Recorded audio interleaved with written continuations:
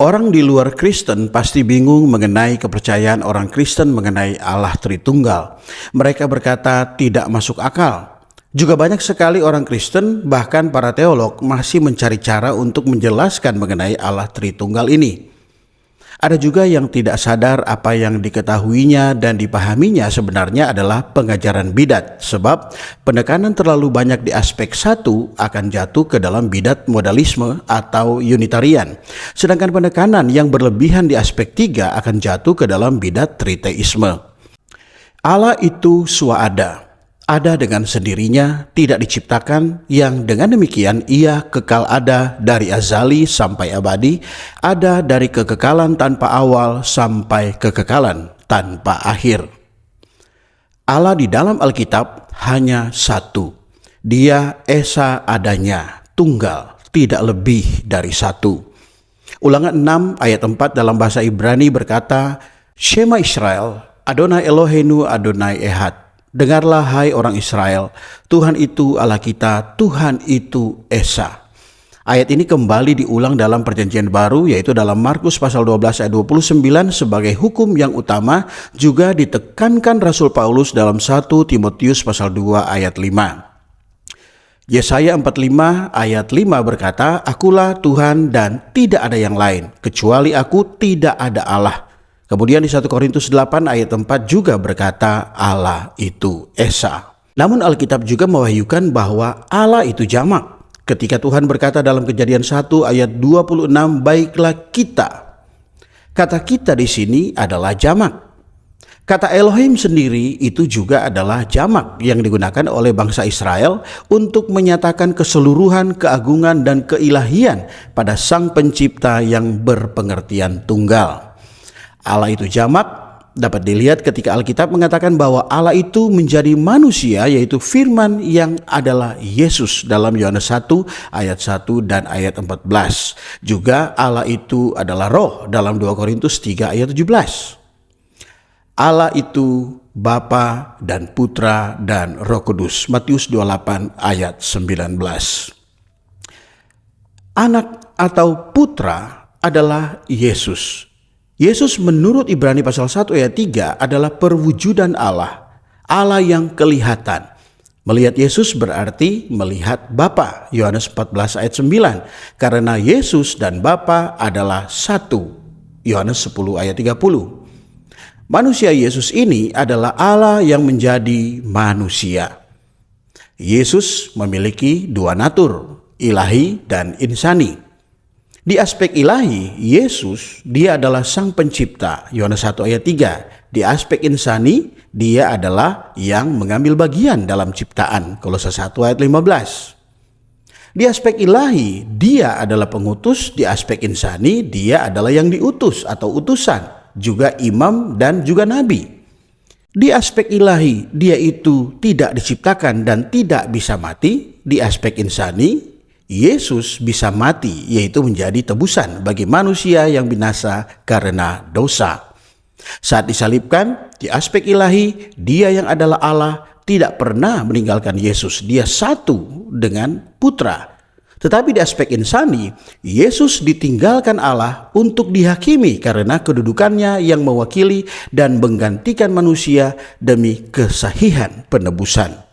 Di aspek ilahi, Yesus membangkitkan dirinya sendiri, sedangkan di aspek insani, Yesus dibangkitkan Allah. Jadi, bagaimana cara menjelaskan ini? Allah Tritunggal yang suada dan kekal ada ini, pertama, ia satu hakikat tiga persona yang setara dan sama kedudukan dari kekal hingga kekal selamanya. Dalam bahasa teologi Latinnya, una substantia tres personae.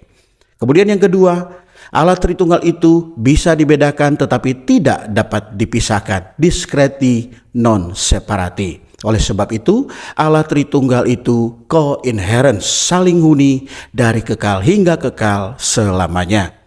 Yang ketiga, Allah Tritunggal itu memiliki ciri khas masing-masing tetapi tidak bisa dibagi, distincti non diviti. Oleh sebabnya Allah Tritunggal itu coexistence, serentak ada dari kekal hingga kekal selamanya. Dalam perjanjian lama, Allah Tritunggal ini terwahyu sejak penciptaan melalui roh dan firman-Nya.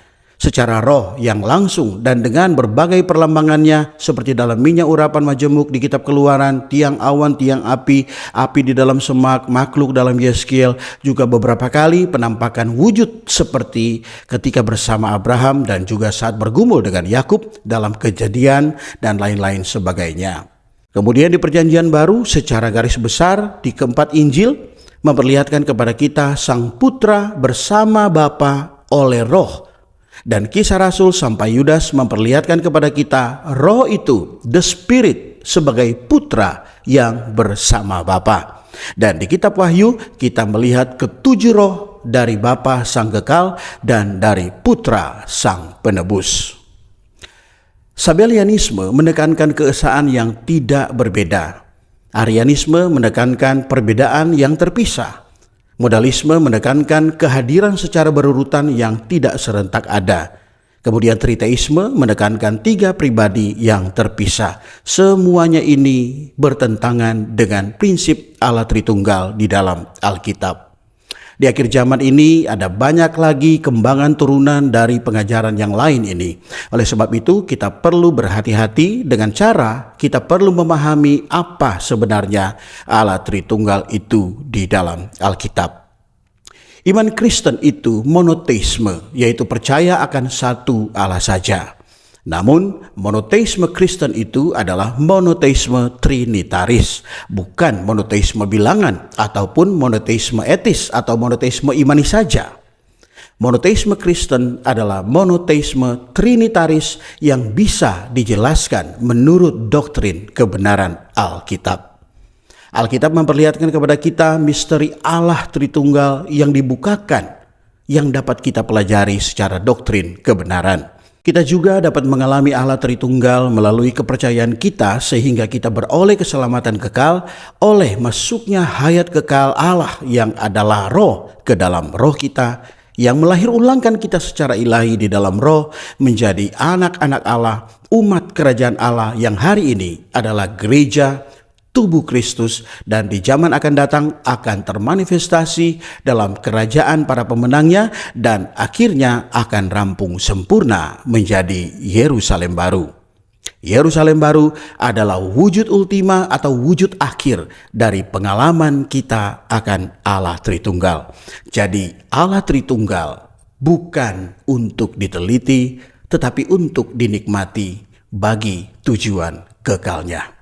Amin.